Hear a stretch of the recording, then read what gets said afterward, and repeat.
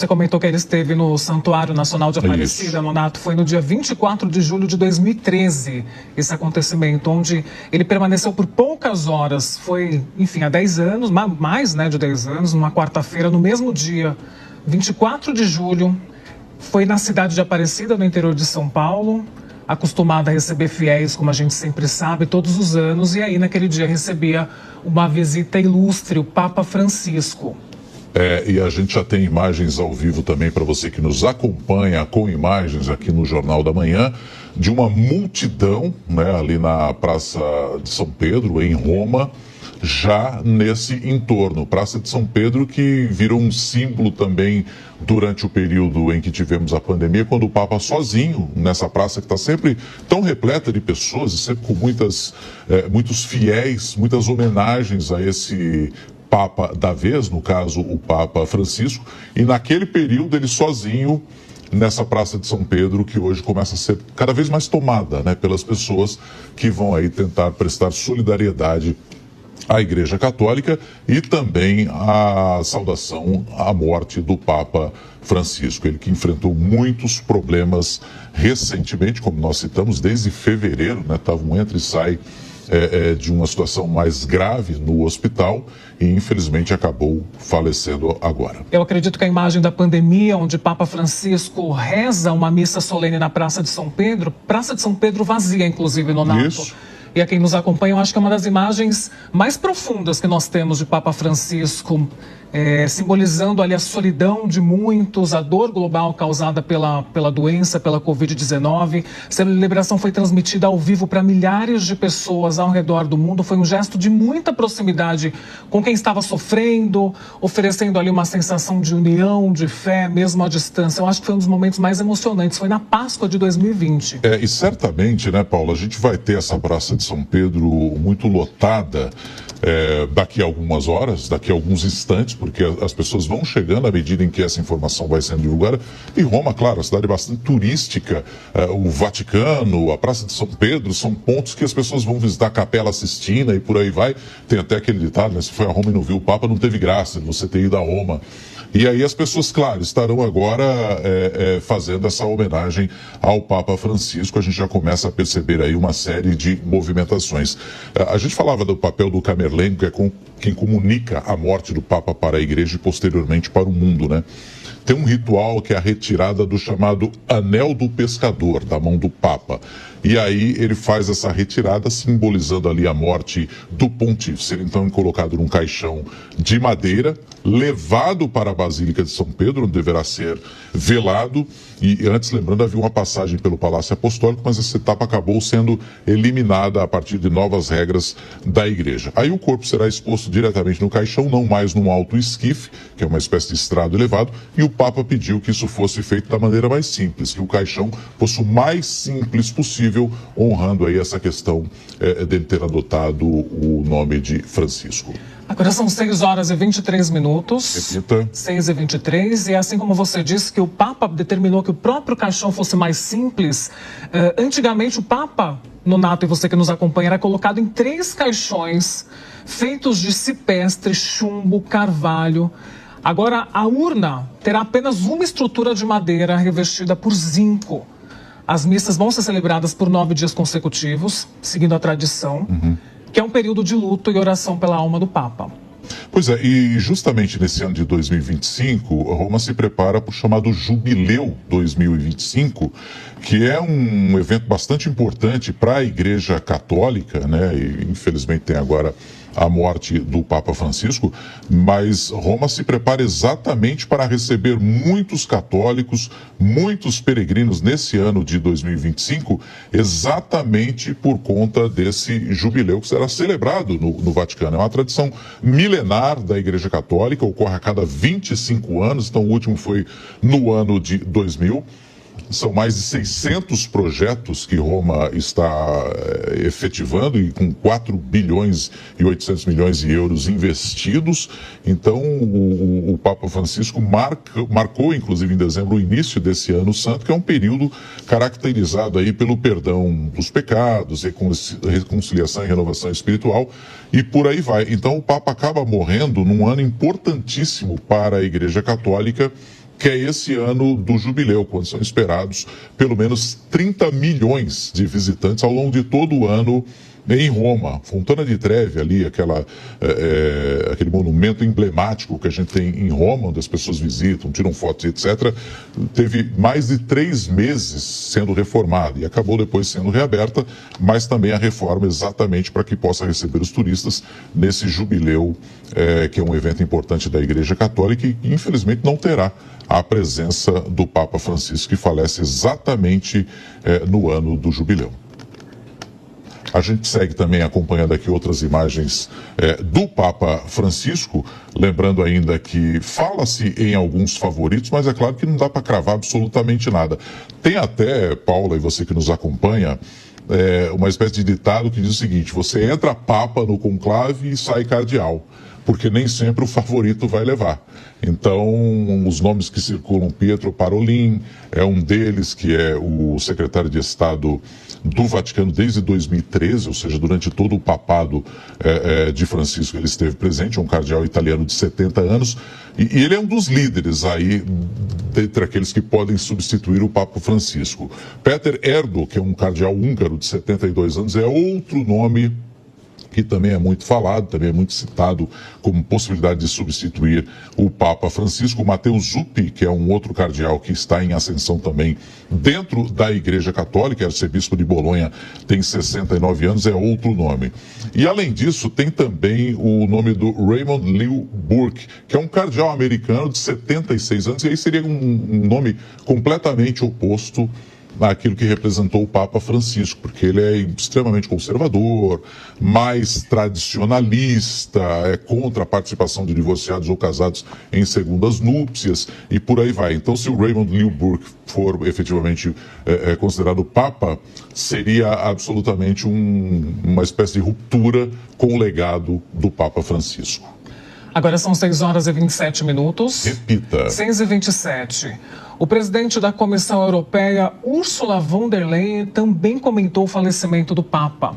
A presidente da Suíça, Karin Keller-Sutter, chamou Francisco de um grande líder espiritual. O vice-presidente dos Estados Unidos também prestou suas homenagens. Vance esteve com o pontífice em seu último dia de vida, antes das celebrações da Páscoa. O J.D. Vance, né, que esteve... Aliás, o Papa, né, ele foi um ferrenho crítico também dos conflitos, tanto da guerra da Ucrânia quanto da ação de Israel na faixa de Gaza, obviamente condenando também os ataques terroristas que iniciaram essa ação israelense lá em 2023 por parte do Hamas, mas ele sempre foi um Papa muito crítico a essas ações e também a líderes que, porventura, pudessem trazer aí algum tipo de ação que provocasse um cenário de conflito em todo o mundo. E aí a gente viu, para quem estava acompanhando a gente com imagens, um trechinho da mensagem do J.D. Vance, que é o vice-presidente dos Estados Unidos, também enviando mensagens. São vários os líderes que certamente vão se prontificar a mandar mensagens pela morte do Papa. E como a gente dizia anteriormente, está aí de novo na tela para quem está com imagens, a mensagem do J.D. Vance falando a respeito da morte do Papa, dizendo que o coração dele também fica com os milhões de cristãos por todo o mundo que amavam o Papa também. Estou feliz em ter visto o Papa, e diz aqui o J.D. Vance, torcendo aí, rezando, claro, para que a gente tenha um bom passamento, né, do Papa Francisco. Ele diz: acabei de saber do falecimento do Papa e meu coração está com os milhões de cristãos pelo mundo, foi o que disse o vice-presidente J.D. Vance. Ele lembra, inclusive, Nonato, da participação, da presença do Papa na Covid-19. Ele faz uma menção, inclusive, que nunca vai esquecer aquele momento em que o Papa esteve na Praça São Pedro na Covid-19, fazendo aquela missa. Então, fica aí a fala, o pronunciamento do vice-presidente. E a gente falava de quem comanda a igreja, né? A gente falou muito aqui do cardeal Camerlengo, que é um irlandês atualmente, Kevin Farrell, ao lado de outros integrantes dessa cúpula aí da igreja. O fato é que ele vai tocando ali as funções do dia a dia, para que, claro, a igreja continue funcionando, continue tendo a missa, continue tendo seus pagamentos de contas e por aí vai. Só que nenhum tipo de mudança mais profunda pode ser feita durante esse período de vacância, vamos dizer assim, que não tenha-se um Papa. Então, mudanças mais profundas não poderão ser feitas. Ele mantém ali uma espécie de autoridade administrativa, vai tocando em frente, mas os assuntos mais sensíveis, isso não ocorre. Nem o Colégio de Cardeais pode fazer mudanças profundas na estrutura da Igreja Católica enquanto a gente não tiver a eleição de um novo Papa, né? E aí quase todos os religiosos que ocupam cargos na cúpula do Vaticano acabam deixando suas funções. Secretário de Estado deixa de ser, porque daí o novo Papa é que vai indicar, departamentos de governo, as questões ali da cúria romana também são cargos que deixam de existir enquanto a vacância no poder, e apenas o Camerlengo é que vai tocando o dia a dia da igreja até que se tenha um novo Papa. O Camerlengo, ele tem um papel central nesse processo, né, Nonato? Inclusive tem um processo depois da morte do Papa que vai desde a certificação da morte, que ele é responsável pela administração da Santa Sé, é a pessoa encarregada de certificar oficialmente a morte do Papa. É ele que certifica que o Papa realmente morreu. Aí tem o anúncio oficial, depois da confirmação, a morte do Papa é anunciada ao mundo. Isso geralmente ocorre através de um comunicado oficial da sala de imprensa da Santa Sé. Logo depois, um rito interessante também, Nonato, é a retirada do anel do Papa. O Camerlengo também tem a responsabilidade de retirar o anel do pescador, um anel de ouro que simboliza o papado do falecido Papa. O anel, então, olha só, ele é destruído, geralmente sendo quebrado com um martelo como símbolo de que aquele pontificado terminou.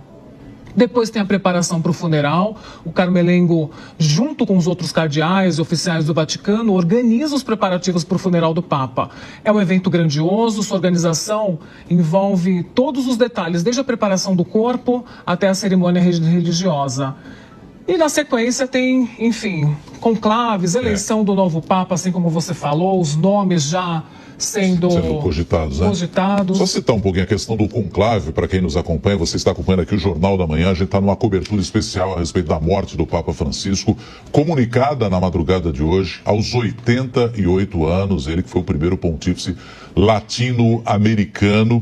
E a palavra conclave vem do latim conclaves, significa fechado a chave, que é um ritual que a gente citou agora há pouco, que é feito por esse cardeal Camerlengo, que é o de fechar os aposentos do Papa, fechar o seu escritório, para que só depois seja aberto a partir da eleição de um novo Papa. Como a gente citou, é possível que a gente tenha aí umas 2 semanas para o início do conclave, ou 20 dias no máximo. E durante os dias de eleição, quem acompanhou, por exemplo, a própria eleição do Papa Francisco, vai se lembrar quando da renúncia do Bento XVI, Francisco acabou sendo eleito Papa, mas sempre tem aquela fumaça. Aí sai lá, fumaça cinza, ainda não temos um Papa. Aí quando tem a fumaça branca, efetivamente os fiéis sabem que tem a eleição de um novo Papa. Normalmente tem muita gente acompanhando isso de perto lá em Roma, e é uma saudação só.